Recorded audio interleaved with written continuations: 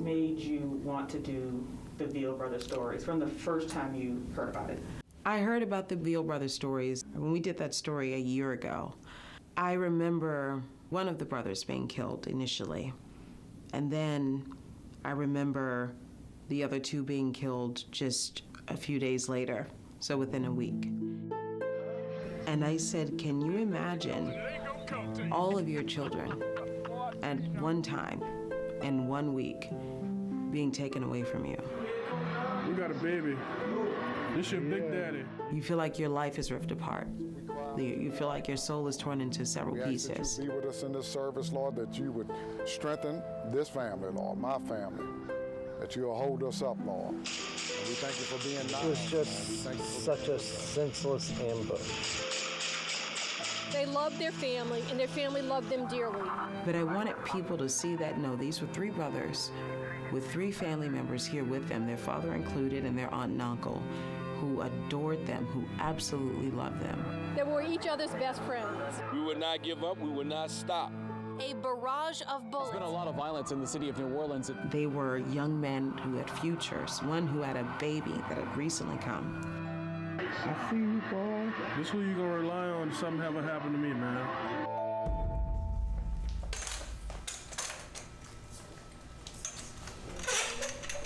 We're about just over a year since, unfortunately, you lost all three family members in 1 week.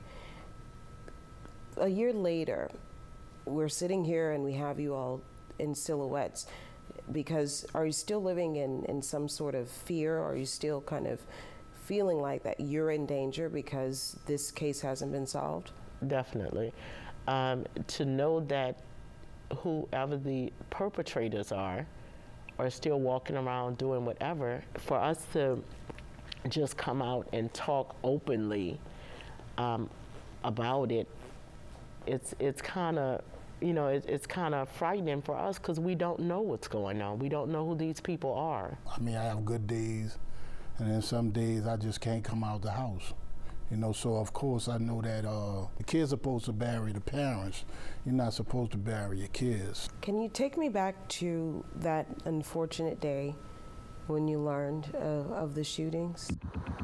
I actually got a call from my son because his brothers was on scene.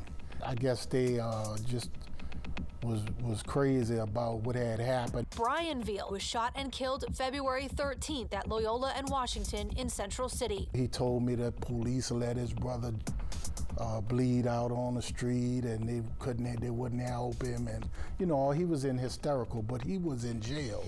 You know, I guess they you know, they were so upset with what happened that it was hard to control them. You know, so he called me from jail. They detained him? Yeah. Yeah, both of them. Did they say why did they detain him? Well, they were charged with resisting arrest. It should be a normal thing to have hysterical brothers seeing their brother get murdered on the street. You lose one of your sons, and a week later? Yes. Was it, can you kind of take us back to that particular day?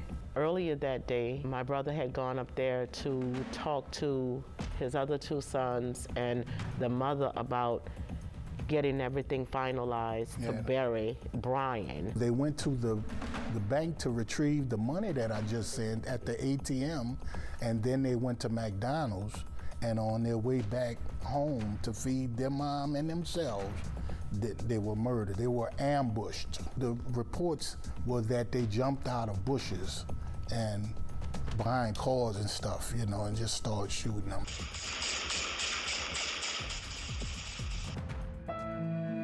So you all are in the midst of planning a funeral for one and now for all three. What was happening for you all at the time?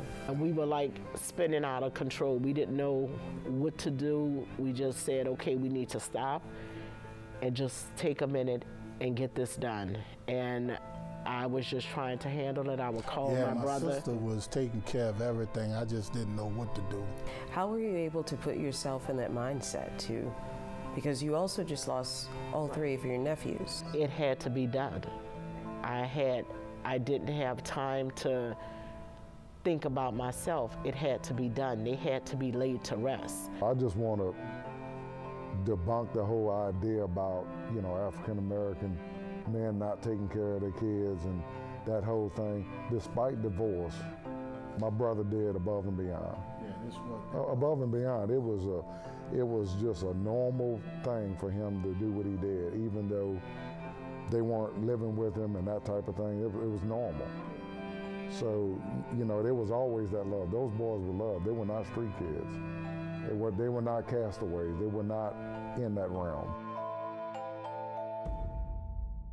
We have a lot of people who are experiencing this sort of crime wave, shootings, carjackings, break-ins, carjackings that have now turned deadly.